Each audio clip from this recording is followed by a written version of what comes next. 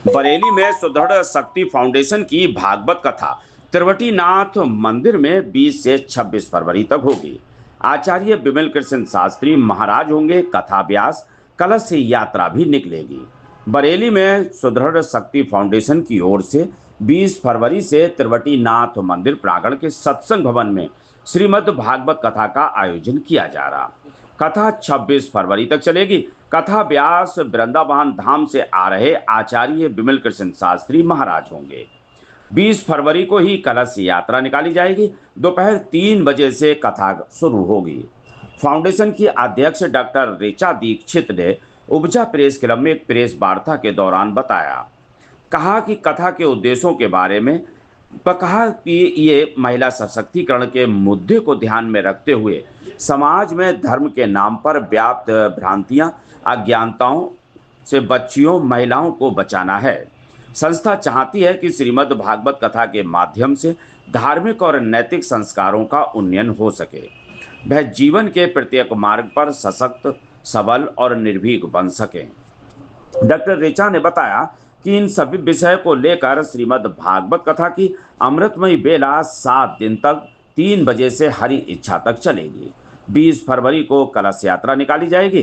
कलश यात्रा सुबह 9 बजे टिबरीनाथ मंदिर परिसर से शुरू होकर एमबी इंटर कॉलेज गांधीनगर चौराहे से होकर धर्म कांटा से होते हुए वापस टिबरीनाथ मंदिर परिसर में पहुंचेगी।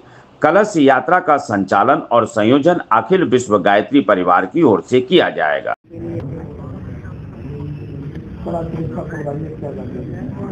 सुदृढ़ शक्ति फाउंडेशन बहुत अच्छा कार्य कर रहा है, खासतौर पर धार्मिक कार्य, आध्यात्मिक कार्य, और ये जो हमारी नई पीढ़ी है खासतौर पर महिलाओं के लिए, बच्चियों के लिए बहुत अच्छा कार्य कर रहा है। सुदृढ़ शक्ति फाउंडेशन की अध्यक्ष हैं डॉक्टर ऋचा दीक्षित जी, और आप लोग एक श्रीमद् भागवत कथा का आयोजन कर रहे हैं जो 20 फरवरी से शुरू होगी, और वृंदावन से आचार्य श्री विमल कृष्ण जी महाराज आ रहे हैं। विमल कृष्ण जी महाराज बहुत ही लोकप्रिय कथा व्यास हैं, और आप लोगों ने उनको डिजिटल में भी और यूट्यूब में भी देखा होगा। तो डॉक्टर ऋचा जी और इनकी पूरी टीम बहुत मेहनत के साथ और सामाजिक संदेश देने के लिए टिबरीनाथ मंदिर परिसर में सत्संग भवन में इस आयोजन को कर रहे हैं। 20 फरवरी से शुरू होगा, 26 फरवरी तक चलेगा। प्रतिदिन 3 बजे से कथा का समय रखा गया है, और इसमें कई सामाजिक संस्थाएं, कई धार्मिक संस्थाएं प्रतिभागिता कर रही हैं, बड़ी संख्या में कर रही हैं। तो आपके माध्यम से मैं सभी से ये अपील भी करना चाहूँगा, निमंत्रित भी करना चाहूँगा कि बड़ी संख्या में आएँ और हमारी माताएं, बहनें, हमारे घर की बच्चियाँ इसमें बड़ी संख्या में पार्टिसिपेट करें, भाग लें और आचार्य जी की अच्छी बातों को सुने। डॉक्टर ऋचा जी का ये प्रयास बहुत अच्छा है, और इनको भी शुभकामनाएं, और इनकी पूरी टीम को बहुत बहुत बधाई। धन्यवाद। आप ही बहुत कर सकते हो। 9514 श्री राधे सभी को। मैं डॉक्टर ऋचा दीक्षित वेदांता हॉस्पिटल में नेचुरोपैथ डिपार्टमेंट में हूँ। हमारी संस्था है सुदृढ़ शक्ति फाउंडेशन, जो 2021 से महिलाओं और बच्चियों के ऊपर काम कर रही है। सामाजिक व्यवस्था को देखते हुए कहीं ना कहीं हमारी बच्चियों को हमारी सहायता की जरूरत है।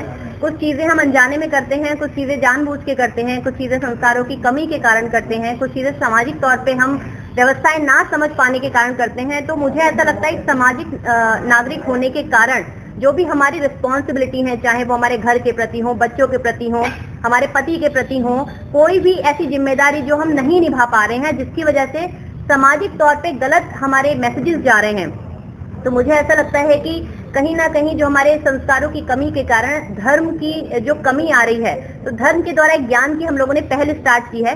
कहते हैं आप अच्छे लोगों के साथ रहते हैं, अच्छी संगति में रहते हैं, तो वैसे ही बनते चले जाते हैं। और धर्म एक ऐसा माध्यम है, कहते हैं हम भगवान का एक छोटा सा अंश है, लेकिन अगर वो छोटे से अंश में थोड़ी सी भी पावर हमें ईश्वर की मिल जाती है, कृपा हो जाती है, हम अपने आप को समझने लगते हैं, आत्मबल को महसूस करने लगते हैं, आत्म साक्षात्कार हो जाता है, तो हम ना ही समाज में, बट एक रूट लेवल होता है ना, रूट लेवल से हम एक अच्छी व्यवस्थाएं, अच्छे समाज को, अच्छे भविष्य को जन्म देते हैं।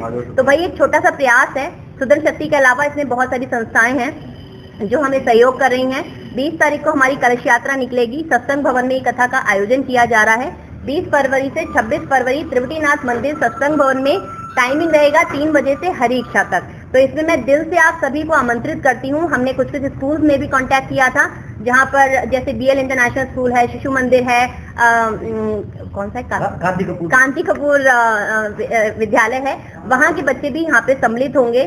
तो बच्चियों को कभी कभी ऐसा होता है कि कुछ चीजें हमें घर से जो नहीं मिल पाती हैं, तो बच्चियों के माध्यम से जानेंगे कि क्या उन्हें इस चीज की आवश्यकता लगती है, क्या उन्हें ऐसा लगता है कि हमें धर्म शिक्षा देनी चाहिए। तो अभी तो ये पहला स्टार्ट है। फ्यूचर में हमने बहुत सारी चीजें प्लान करी हैं सुदर्शन शक्ति के माध्यम से। श्री जी की कृपा और हनुमान भैया की कृपा के कारण ही ये संभव हो पा रहा है। इसके मुख्य आयोजक वही हैं, मैं तो सिर्फ एक माध्यम हूँ, हम सभी एक माध्यम है एक्चुअली। बट दिल से आप सभी को आमंत्रित करना चाहूंगी, सब परिवार आए और इस कथा में जो भक्ति ज्ञान की चर्चा होगी उसका आनंद उठाएं। श्री राम। ये श्री विमल कृष्ण शास्त्री महाराज जी वृंदावन से आ रहे हैं हमारे साथ, और वो भी एक हिंदू राष्ट्र और एक सनातन धर्म को लेके एक पहल कर रहे हैं, जिसमें उनका पूरा सहयोग है इस संस्था को। कलश यात्रा का क्या रूप रहेगा? कलश यात्रा का रूट रहेगा तुलसीनाथ मंदिर से हम लोग निकलेंगे, एमबी कॉलेज होते हुए, सिटी हॉस्पिटल होते हुए, गांधीनगर चौराहे से होते हुए, हम लोग धर्म कांटे से होते हुए तुलसीनाथ मंदिर में दोबारा से प्रवेश करेंगे। और हम लोगों ने 9 बजे से हमारी जो कलश यात्रा है वो प्रारंभ होगी और 1 बजे के बीच में इसका समापन रहेगा। बीच में हमने जलपान की व्यवस्था करी है बच्चियों के लिए और हमारी जो भी महिलाएं माताएं आएंगी। और उसके 20 से 26 फरवरी 2025 और 27 तारीख को हवन एवं भंडारा रहेगा।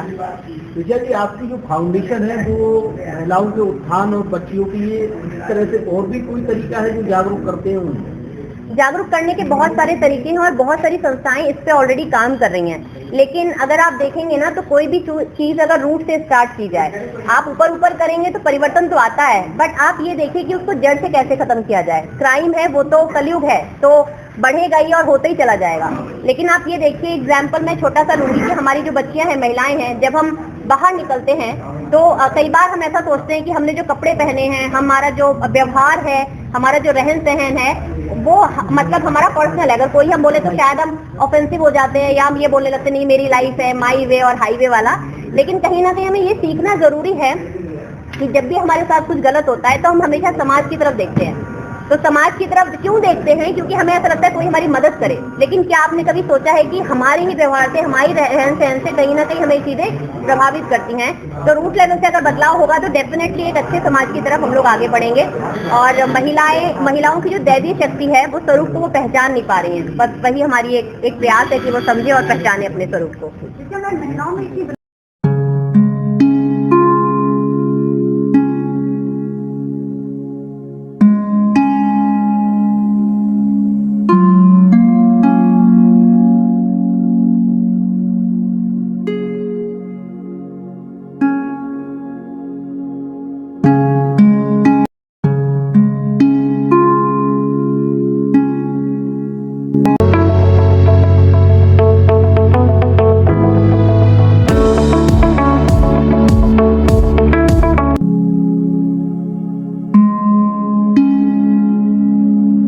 प्रीमियम आइडियल, जहां मिलता है आपको जरूरत का सभी सामान, गोपी चौक, बदायूं।